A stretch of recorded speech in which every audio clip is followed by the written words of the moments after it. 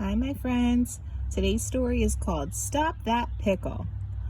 The author is Peter Armour and the illustrator is Andrew Shachat.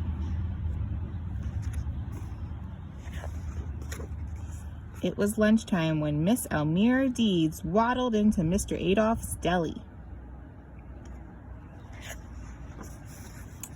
"I would like a pickle, please," she said.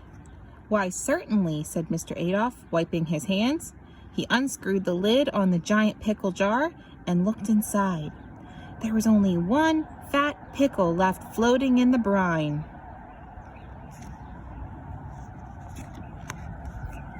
Mr. Adolph tried to spear the pickle with a long fork, but each time he did, the pickle swam to the other side of the jar.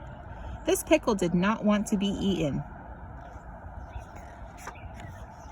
Mr. Adolph was rather embarrassed by this turn of events, and he began to dig around in a drawer for some tongs.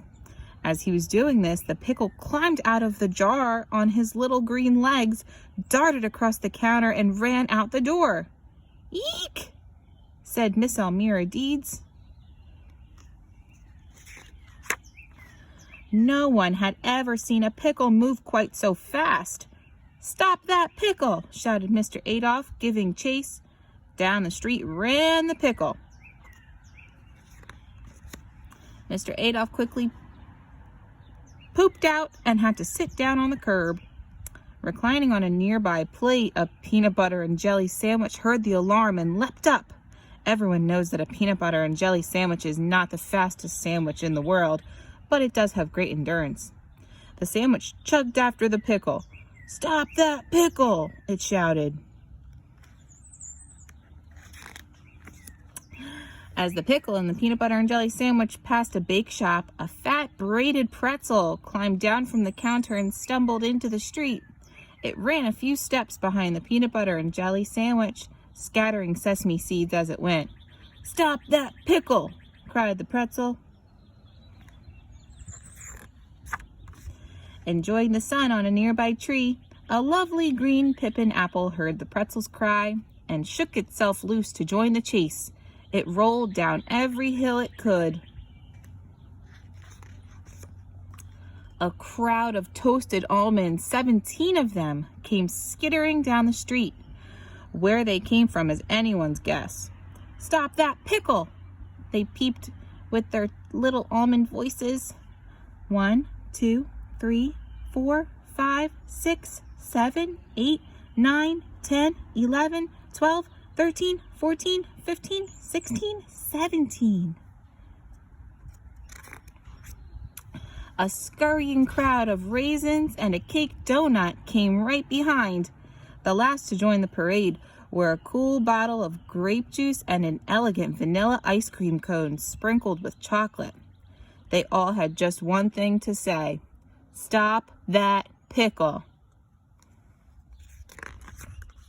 But the pickle was too fast for them all. He had a great time zigging and zagging and thumbing his green pickle nose at his pursuers. Sometimes he would stop and read a newspaper to give them a chance to catch up.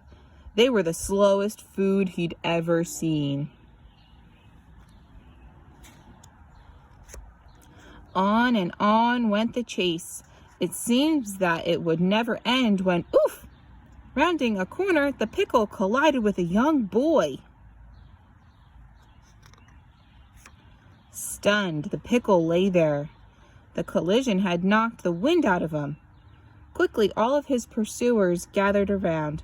"You've caught the pickle!" they all cried to the boy. "What should I do with him?" he asked. "Why, eat him, of course," they shouted. They were all a bit beside themselves. "He's just a silly pickle." Now, it just so happened that the boy had been playing hard all morning long, and somehow he had misplaced his lunchbox. He was terribly hungry. He looked at the pickle, who immediately began to cry big, briny tears. The boy had a better idea.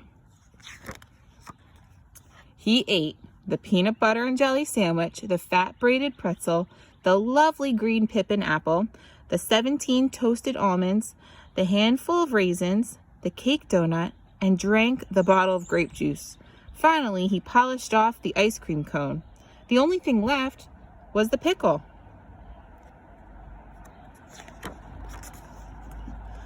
The boy looked at the pickle and shook his head.